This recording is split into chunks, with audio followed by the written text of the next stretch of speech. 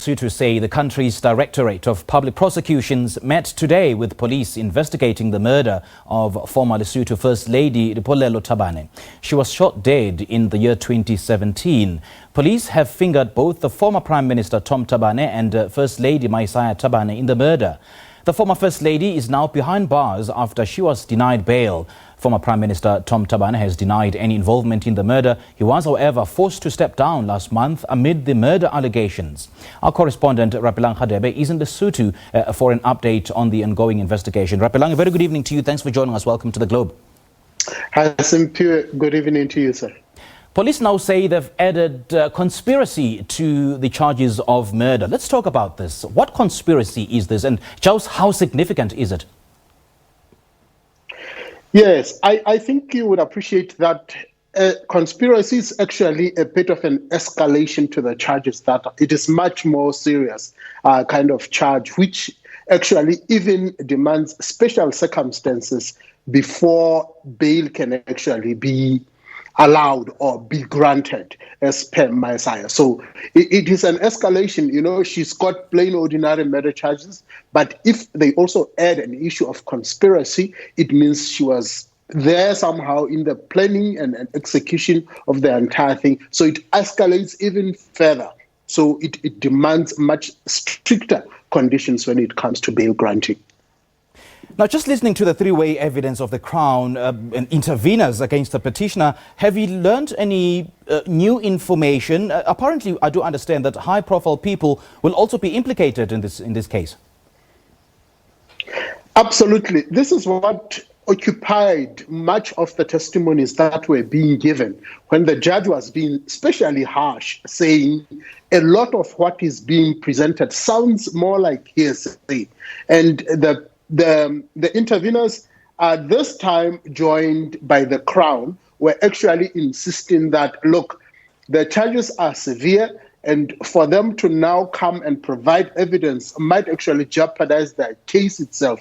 To some extent, they actually were suggesting that maybe the police, who is the lead investigator in this charge, should come and give an account of what actually happened. But the judge was quick to pull that off and saying it might not be correct because now this is just an inquiry, a bail inquiry, but not a trial itself. Therefore, there would be all sorts of names, as they were saying, high-profile people whom they were saying they were not at liberty at this time to divulge their names, lest it complicates their case.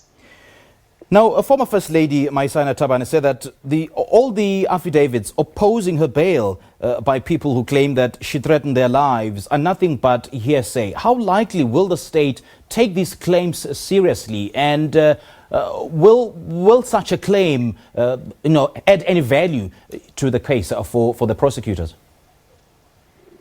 Indeed, if you listen to the testimony of the affidavits that were being presented, most of them, it is an account of people who are saying we were either told directly by the people involved or we know for a fact. If you take, for example, the daughter of Mrs. Thabane, who she says, I heard or I saw from the former the second First Lady, if I must say, Ms. Lipolelo, at one point got a call. These are accounts of things that she says, it's not hearsay, it's something that he was told. If you talk about the lady that actually fled, who was with the deceased at the time, she says there were accounts, there were numerous instances whereby we heard the First Lady talking even to the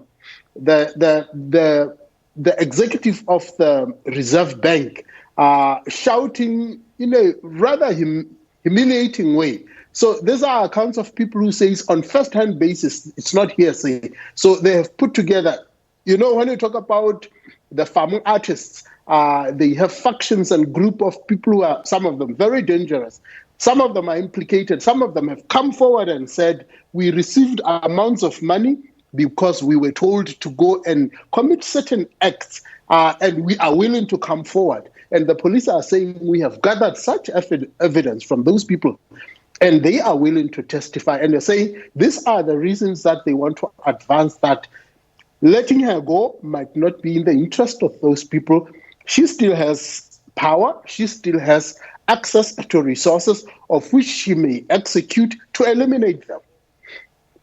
Are you getting any sense that she's receiving, the sufficient support that she possibly need from her loyal supporter base? And what are you reading on those who have a vested interest in this case? Apart from, she has always built a fence of friends, if I must say, around her, who have been quite loyal, coming to court on each and every single occasion. Some of them, you could read the frustration, you could read when things are being presented in a way that they want, the mixed feelings and the reactions that you can read from their faces. Some of them are constantly on their phones updating. You could see that there was constant either support group that was going on, perhaps to try and really read and understand what is going on behind. We have seen quite a number of people that have been loyal coming through at all times, supporting through the High Court, through the Magistrate Court, and we understand that even on Tuesday, when the actual bail hand down is being handed out, there might be quite a few people coming forward. We still have, of course, the restrictions because the COVID-19 regulations still demand social distancing. They still demand that there be limited number of people attending per court. So that could also be another reason that does not allow many people to show up in numbers, Simpiwe. And how likely is this going to affect the stability of the ABC, which is already in the doldrums as it is? And we see so many members walking out, or rather crossing the floor to the other parties. You're absolutely right. There has been a bit of confusion. We saw stability coming forward, but we still have vehement people. We have loyal supporters of ABC for a long time who have defected to other institutions. One such, Mukherane in Tsatsanyane, who has been a staunch when Thabane fled to South Africa. They have always been in the company. Those are the people. One could ask, was it because they could not get the positions when the new administration get into power? Is it because they're just disgruntled because they are not part of the system? Or is it because they have genuine interests or requests that they think they are not being listened to?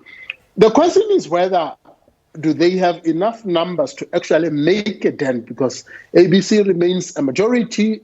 It remains the biggest party in the coalition. And the question is whether can they really pull a stance, because if you can get about 10 or so of those members, that can actually threaten the stability of the government.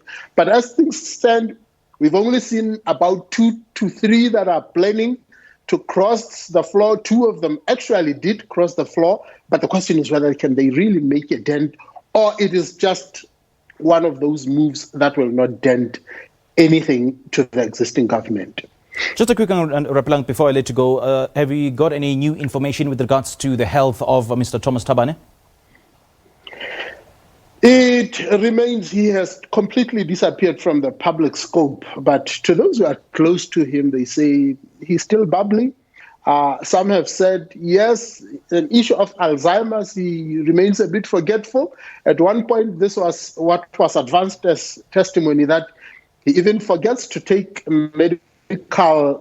medication, important critical medication. So we really have not had an urgent reason that he's gravely ill, as it is said in the papers, but we want to understand that as it is said, he is not in his best of health. All right, Rapelang Radebe, great chatting to you. Thank you so much for your update. Much appreciated. There was a correspondent in Lesotho, Rapelang Radebe, giving us an update about the developments surrounding the case of former First Lady Maesaia Thabane.